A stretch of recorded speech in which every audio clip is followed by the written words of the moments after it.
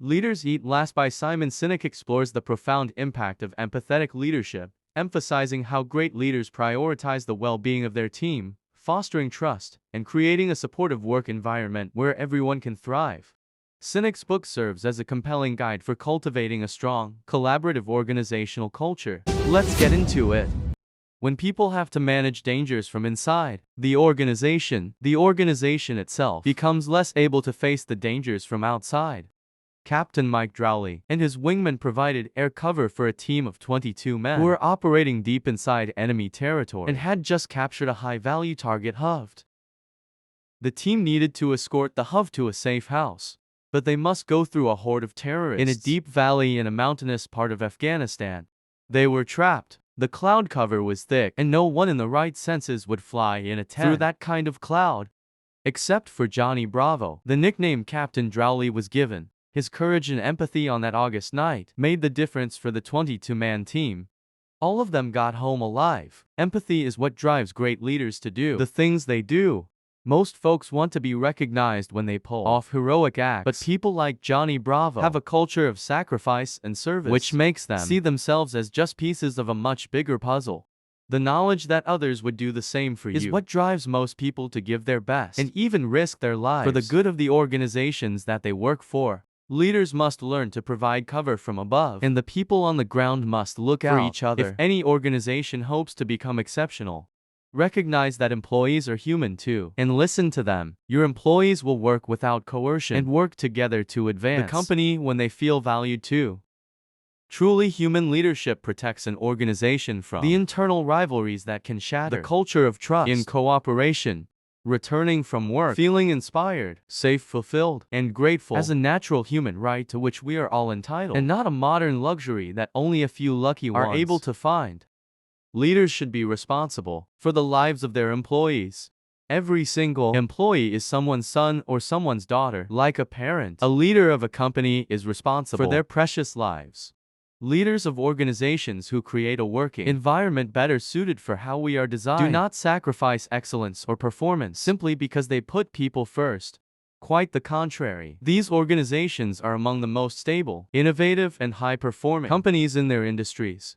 Sadly, it is more common for leaders of companies to see the people as the means to drive the numbers. The leaders of great organizations do not see people as a commodity to be managed to help grow the money. They see the money as a commodity to be managed to help grow their people.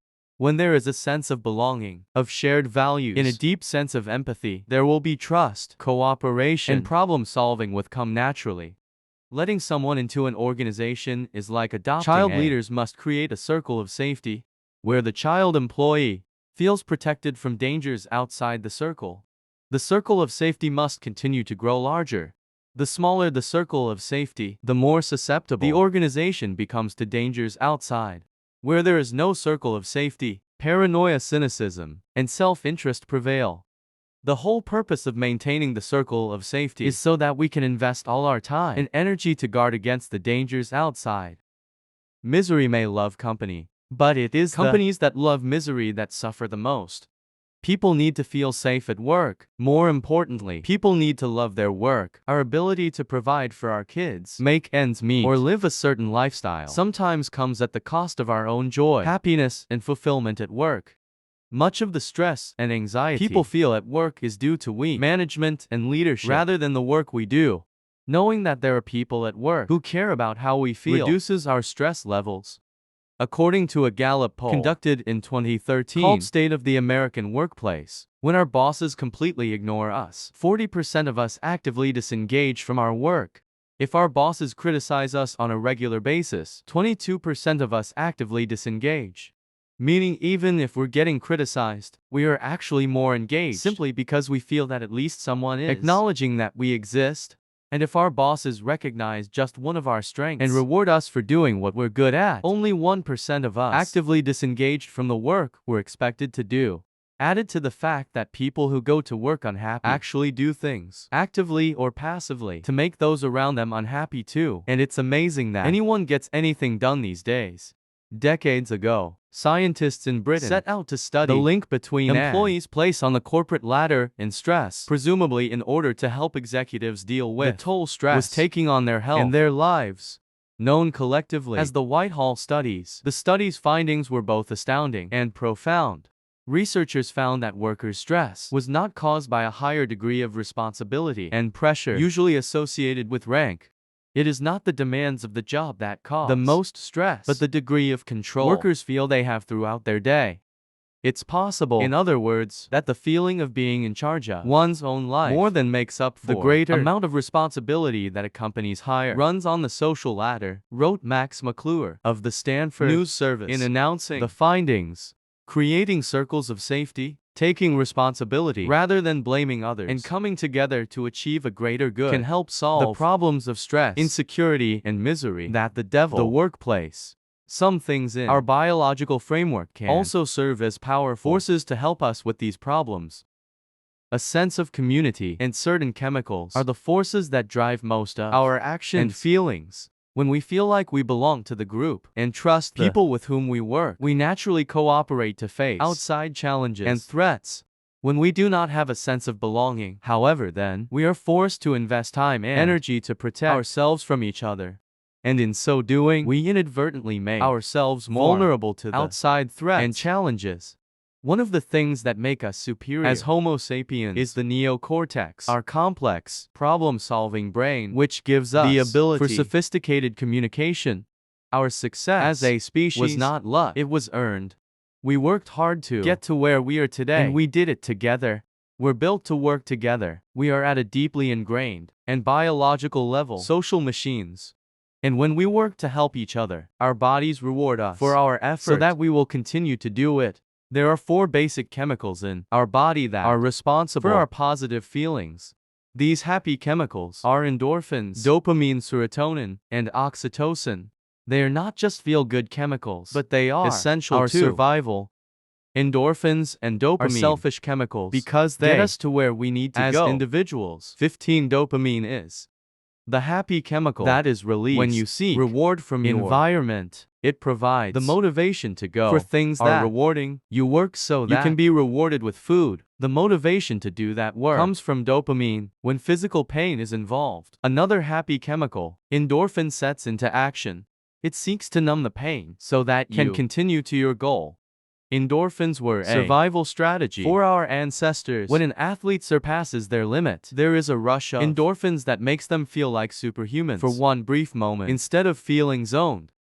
Serotonin and oxytocin are selfless chemicals because they incentivize us to work together and develop feelings of trust and loyalty. Serotonin is the leadership chemical when we are revered in society or achieve a feat that others have not been able to achieve. Serotonin is the happy chemical that is released in us. It comes from the feeling of domination. When people respect or admire us for what we have accomplished, we feel superior to them. The ability to afford certain luxuries and necessities of life makes us feel powerful. The feeling we get when we realize that we can control what others get and what they do not comes from serotonin. Oxytocin is the chemical that is responsible for feelings of friendship, love, and deep trust. A sense of belonging is essential for survival. When you feel that you belong somewhere, you are happy. You are happy because your amygdala released oxytocin. The bond between a mother and child is built by the release of oxytocin in their brains. The mother is motivated to care for her new baby, and the baby responds to the touch of the mother. As there are happy chemicals, there are also unhappy chemicals. Unhappy chemicals provide the balance we need for long and good life. Cortisol is the chemical that alerts us to danger, to do things that enhance survival. You need happy chemicals to know when you need to do these things. You need unhappy chemicals. The sensation of hunger is motivated by cortisol. This drives you to put food in your stomach. It has been found that cortisol is released by the brain as soon as happy chemicals are done with you. This is why you feel the need to do something even when everything seems alright. When leaders eat less, they are repaid with loyalty and hard work. When the time is taken to build proper relationships, and when leaders choose to put their people before their numbers, when we actually feel a sense of trust for each other, the oxytocin released in our bodies can reverse many of the negative effects of operating in a high-stress, cortisol-soaked environment. In other words, it's not the nature of the work we do or the number of hours we work that will help us reduce stress and achieve work-life balance. It's increased amounts of oxytocin and serotonin. Serotonin boosts our self-confidence and inspires to us help those who work for us and make proud those for whom we work. Oxytocin relieves stress, increases our interest in our work, and improves our cognitive abilities, making us better able to solve complex problems. It boosts our immune systems, lowers blood pressure, increases our libido, and actually lessens our cravings and addictions. And best of all, it inspires us to work together. Leadership is the choice to serve others with or without any formal rank. There are people with authority who are not leaders, and there people at the bottom run of an organization who most certainly are leaders. It's okay for leaders to enjoy all the perks afforded to them. However, they must be willing to give up those perks when it matters. Trust is like lubrication. It reduces friction and creates conditions much more conducive to performance. The responsibility of a leader is to provide cover from above for their people who are working below. When people feel that they have the control to do what's right, even if it sometimes means breaking the rules, then they will more likely do the right thing. Courage comes from above. Our confidence to do what's right is determined by how trusted we feel by our leaders. If good people are asked to work in a bad culture, one in which leaders do not relinquish control, then the odds of something bad happening go up. People will be more concerned about following the rules out of fear of getting in trouble or losing their jobs than doing what needs to be done. And when that happens, souls will be lost. There are fundamental things that leaders of organizations must do to build deep trust and commitment among the people they lead. These things take time, energy, and willpower for them to work. Too many of the environments in which we work today frustrate our natural inclinations to trust and cooperate. The baby boomer generation was a selfish, individualistic, and materialistic generation that prioritized the needs of the individual ahead of the needs of the many. By their sheer strength in numbers, they were able to snuff out the voices of the generations before them and those after them. They came up with new economic theories and embraced products with shorter lifespans. The boomers prioritized things over people, and they were more interested in disposable items. This tendency for disposability perhaps accounts for their proclivity for laying off workers. Since the boomers took over the running of business and government, we have experienced three significant stock market crashes: 1987, 2000, and 2008. It would appear as though nature seems to be resetting the balance. When leaders eat first, dehumanization becomes inevitable. We no longer see each other people as we are now customers, shareholders, employees, avatars, online profiles, screen names, email addresses, and expenses to be tracked. The human being really has gone virtual now. More than ever, we are trying to work and live, be productive and happy in a world in which we are strangers to those around us. The cycle of abstraction, endemic to brand of capitalism, is easily seen when we take a broader view of Milgram's experiment. Milgram's experiment was designed to evaluate the extent people will go to obey a higher authority and knowingly inflict pain on another person as a form of punishment for wrongdoing. The experiment involves a scientist dressed in a lab coat who asks volunteers to shock a student, another scientist, with an increment of 15 volts every time they provide a wrong answer to questions asked. Even though the volunteers who stood in the position of teachers did not know was no real shock, they continued to deliver the shock at the behest of the scientist. The further removed the teachers were from the student receiving the shock, the more likely they were to continue to deliver the shock.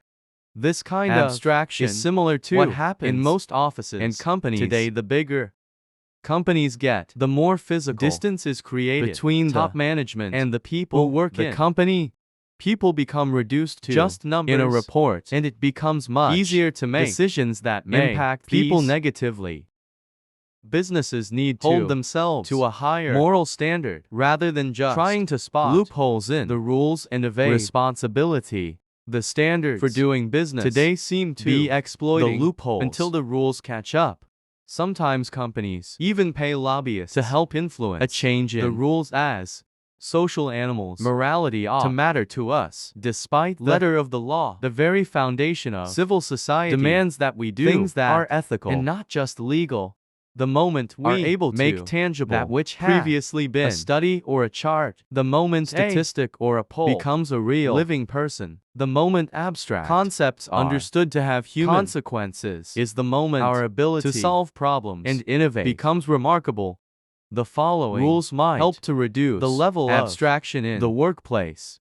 Rule 1. Keep it real. By bringing people together. Rule to keep it manageable by obeying Dunbar's number. According to this rule, 150 people is our limit when it comes to social connections. Rule 3. Meet the people you help. Rule 4. Give people your time and not just your money. Rule 5. Be patient. It takes more than 7 days, but less than 7 years to trust someone. Destructive abundance is what happens when selfish pursuits are out of balance with selfless pursuits. When the levels of dopamine incentivized behaviors overwhelm the social protections afforded by the other chemicals. When protecting the results is prioritized above protecting those who produce the results, destructive abundance happens. Destructive abundance happens when the players focus almost exclusively on the score and forget why they set out to play the game in the first place. Replacing challenge with temptation leads to destructive abundance. In a weak culture, we veer away from doing the right thing in favor of doing the thing that's right for me. The performance of a company largely depends on the personality and values of the person at the top. This person defines the culture of the company. Those look good. James Sinegal, the co-founder of Costco, didn't hog any glory to himself. He gave his people credit rather than himself. Some don't even know he is at Costco. Longtime employees are promoted to executive positions rather than hiring outsider or looking for business school graduates. The circle of safety that Costco had built over time makes people want to go there to work despite extraordinarily low turnover. The company customers will never love a company until the employees love it first. Only when a critical mass of employees feel like their leaders are working to help defend them from danger outside can the company then invite customers into the circle too. It is usually the people at the edges, the infantry, so to speak, who are the most vulnerable to the external dangers. Leadership is about taking responsibility for lives and not numbers. Managers look after our numbers and our results, and leaders look after us all. Managers of metrics have opportunity to become leaders of people today. Decision-making depends on metrics. Drive for efficiency, Lean Six Sigma. Calculations of returns investment and empirical data as the preferred means to guide decisions. Our inability to see the forest for the trees also makes it difficult to see beyond the system or the resource to be managed. The people doing the real work become increasingly insignificant as the scale becomes bigger. Corporate cultures are now addicted to a new kind of dopamine-driven performance. For over 75 years, Alcoholics Anonymous has successfully helped people beat the dopamine addiction of alcoholism. Most of us have heard of their 12-step program to recovery, and most of us know the first step, admitting we have a problem. Step 12 is a commitment to help another alcoholic beat the disease. It is not the work we remember with fondness, but the camaraderie, how the group came together to get things done whenever there is a human bond involved, a real, true, honest human bond, where neither party wants anything from the other. We seem to find the strength to endure and the strength to help. It is not when things come easily that we appreciate them, but when we have to work hard for them, or when they hard to get that things have greater value to us. Conclusion: human beings have thrived for 50,000 years, not because we are driven to serve ourselves, but because we inspire to serve others. That's the value of Step 12. All we need are leaders to give us a good reason to commit ourselves to each other.